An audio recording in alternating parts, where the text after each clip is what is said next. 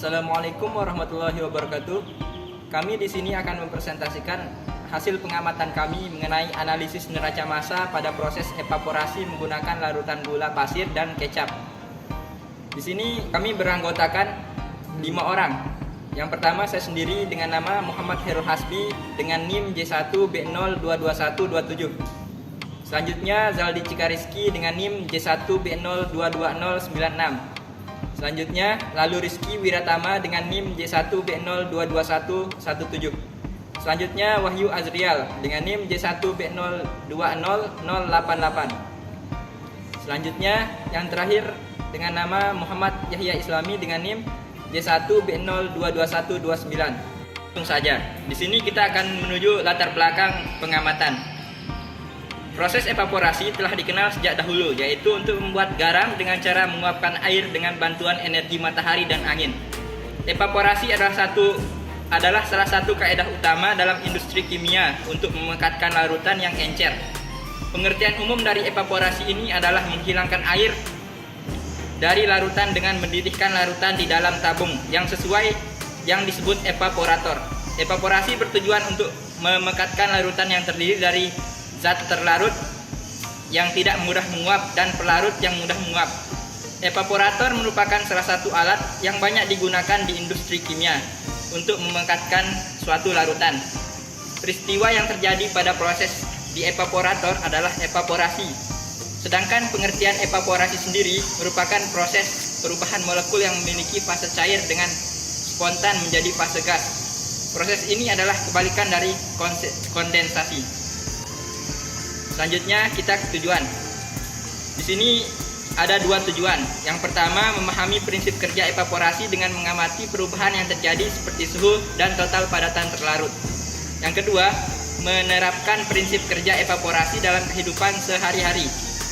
Selanjutnya, di sini kita punya rumusan masalah. Rumusan masalah yang pertama, apakah faktor lingkungan seperti suhu dan kelembapan mempengaruhi laju evaporasi pada produk pangan? Yang kedua, bagaimana proses pengeringan pada produk pangan dapat ditingkatkan untuk mencapai tingkat evaporasi yang optimal? Yang ketiga, bagaimana variasi suhu penyimpanan memengaruhi laju evaporasi pada produk pangan dan kondisi penyimpanan yang berbeda? Yang keempat, apakah proses pemanasan atau pengolahan termal memengaruhi kualitas dan kuantitas produk pangan melalui evaporasi? Yang terakhir, bagaimana strategi inovatif dapat digunakan untuk mengurangi evaporasi pada produk pangan tanpa mengorbankan kualitas produk? Sekian dari saya. Di sini selanjutnya metodologi yang akan dijelaskan oleh saya, yaitu Zaldi Cikariski. Selanjutnya saya akan menjelaskan metodologi. A. Waktu dan tempat pengamatan. Pengamatan ini dilakukan hari Senin pada tanggal 20 November tahun 2023. Pada waktu 13.00 Wita selesai di Laboratorium Teknik Bioproses Fakultas Teknologi Pangan dan Agroindustri Universitas Mataram. Alat dan bahan pengamatan.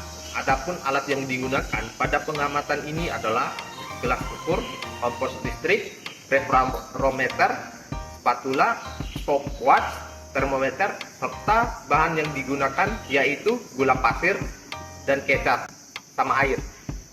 B. Mekanisme dan prosedur pengamatan.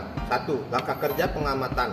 Adapun langkah kerja yang dilakukan pada pengamatan ini yaitu 1. Disiapkan 100 gram bahan air dilarutkan dalam 250 ml air. 2. Dinyalakan kompor listrik terlebih dahulu. 3. Diletakkan gelas ukur di atas kompor listrik dan dituangkan larutan pasir dan kecap ke dalamnya. Diukur suhu total padatan gula-gula sebelum dipanaskan di atas kompor listrik. 5. Diamati perubahan suhu dan total setiap 5 menit dan catat hasilnya. D. Parameter. Selanjutnya itu adalah kadar air. Kadar air pada bahan-bahan sebelum dan sesudah proses pengacilan ukuran dapat A. Dilakukan untuk mengetahui pengaruhnya terhadap hasil akhir. B. Berat bahan. Berat bahan sebelumnya dan sesudah proses pengecilan ukur dan dapat diukur. Untuk mengetahui pengaruhnya terhadap hasil akhir. C. Ukur partikel. Ukuran partikel hasil pengecilan ukuran dapat diukur untuk mengetahui tingkat kehalusan dan keragamaan ukuran partikel. D. Performasi mesin. Performasi mesin yang digunakan dalam proses pengecilan ukuran dapat diukur seperti kapasitas, output, analisis data. Selanjutnya akan dijelaskan oleh pada saudara saya itu lalu Rizky Wira Pertama. Assalamualaikum warahmatullahi wabarakatuh. Saya akan menyampaikan pembahasan tentang evaporasi. Berdasarkan hasil pengamatan, maka dapat kita ketahui pada sampel pertama yaitu kecap didapatkan hasil pengamatan bahwa semakin lama waktu pemanasan, larutan semakin tinggi juga suhunya. Begitu pula dengan total padatan terlarutnya. Ini dibuktikan dengan menguji waktu 0 menit yang awalnya bersuhu 21 Celcius dengan total padatan terlarut 64,3%, semakin meningkat pada waktu 60 menit menjadi 107 Celcius dan total padatan terlarut 85,2%. Sedangkan padatan sampel kedua yaitu gula pasir didapatkan hasil yang sama, di mana suhu semakin tinggi dengan semakin lamanya waktu pemanasan. Suhu yang awalnya 21 Celcius pada waktu 0 menit berubah atau meningkat menjadi 102 Celcius pada waktu 60 menit. Namun total padatan terlarut pada gula pasir tidak terus meningkat secara berurutan, di mana pada waktu 0 menit sampai 10 menit total padatan terlarut yang meningkat dari 26,5% sampai 26,8%. Kemudian turun kembali pada waktu 15 menit dengan nilai 27,3%.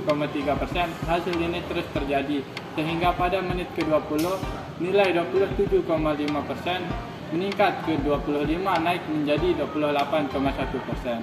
Dan waktu 30 menit meningkatkan menjadi 28,3%.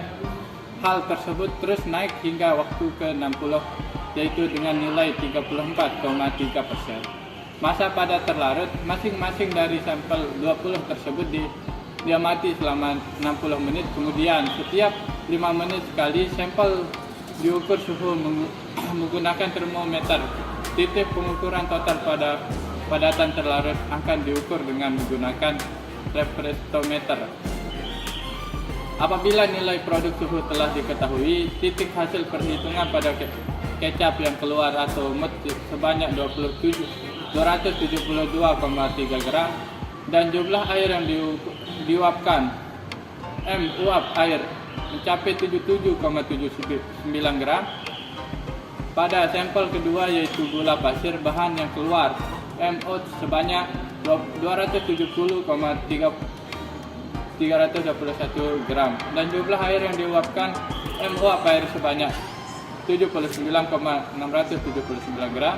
Selama proses evaporasi diketahui suhu larutan lebih tinggi dibandingkan dengan suhu larutan gula pasir. Ini dikarenakan perbedaan suhu awal dan titik didih pada masing-masing sampel.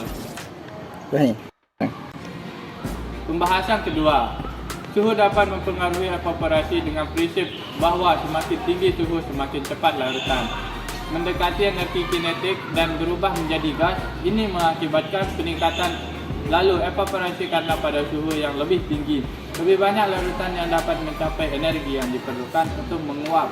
Sebaliknya, pada suhu yang lebih rendah maju menguji melambat karena larut memiliki energi kinetik yang lebih rendah sehingga lebih sedikit yang bisa berubah menjadi uap atau gas. Jadi suhu adalah faktor yang sangat penting dalam pengaturan laju evaporasi. Produk makanan yang sensitif terhadap suhu tinggi, titik didih cairan atau pelarut harus diturunkan lebih rendah dari titik didih pada kondisi normal. Assalamualaikum warahmatullahi wabarakatuh. Perkenalkan, nama saya Muhammad Yahya Islami. Saya akan membacakan pembahasan yang selanjutnya. Peningkatan proses pengeringan pada produk pangan dapat dilakukan dengan memperhatikan beberapa aspek dan mengoptimalkan parameter tertentu. Salah satu strategi untuk meningkatkan proses pengeringan dan mencapai tingkat evaporasi yang optimal misalnya dengan pengaturan suhu dan kelembaban. Kontrol suhu dan kelembaban udara dalam ruang pengeringan dapat mempengaruhi laju evaporasi. Menyesuaikan suhu dan kelembaban sesuai dengan karakteristik produk pangan dapat membantu mengoptimalkan proses pengeringan. Pada awal proses, suhu yang lebih tinggi mungkin digunakan untuk mempercepat penguapan, tetapi perlu diingat agar tidak merusak kualitas produk. Pembahasan selanjutnya, variasi suhu penyimpanan dapat memiliki dampak yang signifikan pada laju evaporasi produk pangan.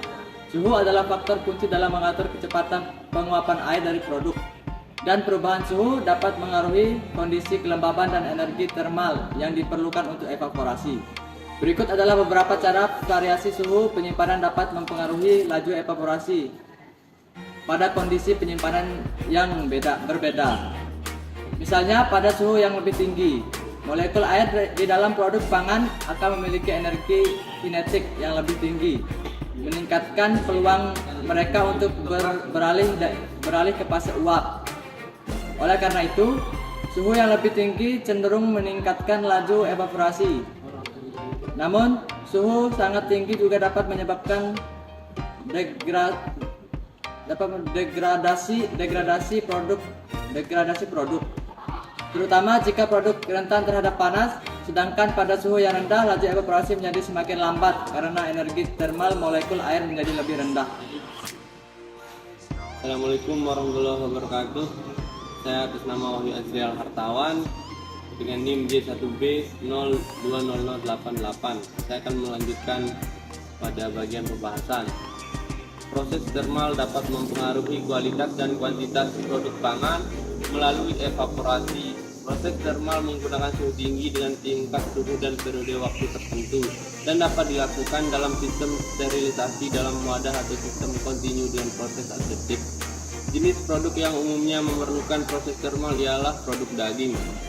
Proses termal juga memiliki kemampuan dalam merusak enzim. Pengurangan risiko dilakukan dengan menyesuaikan metode yang digunakan untuk mengadakan proses termal dengan jenis produknya. Metode yang digunakan dalam proses termal meliputi pasteurisasi, pengalengan, evaporasi, pemasakan, blansir, dan ekstrusi. Mengurangi evaporasi pada produk pangan tanpa mengorbankan kualitas dapat menjadi tantangan, tetapi strategi inovatif dapat membantu mengatasi masalah ini. Strategi yang dapat diterapkan seperti penggunaan pelapis barir menggunakan pelapis atau bagian penghalang pada produk pangan dapat membantu mengurangi tingkat evaporasi. Pelapis tersebut dapat terbuat dari bahan seperti lilin, selulosa, atau bahan-bahan yang memblokir perpindahan uap air. Ini dapat membantu menjaga kelembapan dan mencegah kehilangan air dari produk pangan. Sekian, Assalamualaikum warahmatullahi wabarakatuh. Di sini saya akan membacakan kesimpulan dari hasil pengamatan yang telah kami lakukan. Kesimpulan ini didapat dari tujuan. Kesimpulan yang pertama, prinsip kerja evaporasi dengan penambahan kalor atau panas untuk menekankan suatu bahan yang terdiri dari zat pelarut yang memiliki titik didih tinggi dan pelarut yang memiliki titik didih rendah, sehingga dihasilkan larutan yang lebih pekat serta memiliki konsentrasi yang lebih tinggi. Selanjutnya, kesimpulan yang kedua, prinsip kerja evaporasi dalam kehidupan sehari-hari yaitu evaporasi mampu mengurangi berat dan volume bahan pangan. Evaporasi mampu menghemat penggunaan energi. Evaporasi diaplikasikan pada saat bahan pangan belum dibuat konsentrat seperti jus buah, susu, kopi. Kemudian baru dilakukan pembekuan atau sterilisasi.